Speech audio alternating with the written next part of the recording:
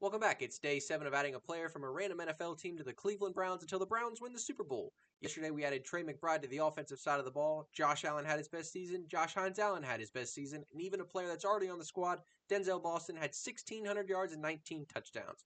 The Browns finished 11-6. Not their best record, but let's see if we can add somebody to improve the record and make the Super Bowl and finally win one. It looks like we'll be stealing a player from the Atlanta Falcons. Let's take a look at their roster and see who we're going to steal. Jessie Bates joins the Cleveland Browns, adding another key piece to the secondary, a 94 overall strong safety. Now, there was some debate because the Falcons do have Bijan Robinson, but after the offensive output yesterday, I felt going defense was the play. So here is Jessie Bates. Not the start I was hoping for, as the Browns are 4-3 in last place in the AFC North, albeit the AFC North very competitive this year, within 2 games of the lead, so not out of it by any means. A strong second half should lead us to the playoffs and maybe even another division title. Let's look at the stats halfway through the season and see how our players are performing.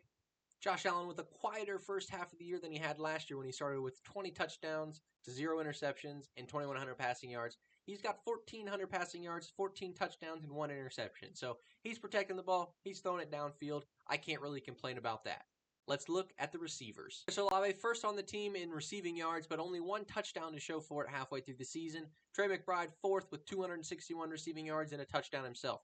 Denzel Boston with a calmer first half of the season this year, 360 yards compared to 770, but still pulled down 7 touchdowns in 7 games. That's pretty darn impressive. Let's take a look at the defense and see how they're playing. And Josh Hines-Allen has his best start through 7 games. He has 6.5 sacks and well on his way to breaking his team high through 7 days.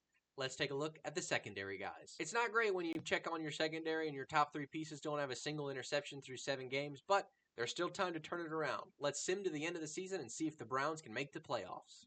And the Browns sneak into the playoffs as the 7 seed, going 7-3 over their last 10 games. They'll head to Denver for the wild card round. Let's take a look at some stats. Josh Allen finishes with 3,800 yards, 37 touchdowns, and 6 interceptions. It's not the 5,000 he had last year, but it was good enough to get the Browns to the playoffs. Let's check in on the receivers. The receivers were great. 1,100 yards out of Chris Olave with 4 touchdowns, 500 yards out of Trey McBride with 4 touchdowns, and Denzel Boston continues to impress with 1,000 yards and 19 touchdowns. Jerry Jeudy kind of came out of nowhere this season, 800 yards and 10 touchdowns to add.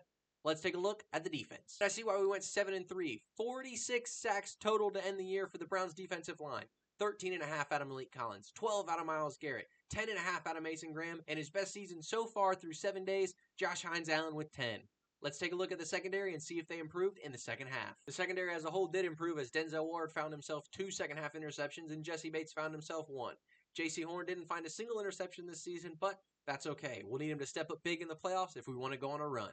Let's head to Denver and play the wild card. It takes overtime, but the Browns win the wild card playoff round for the 2nd straight day. They beat the 2-seed Denver Broncos 27-20.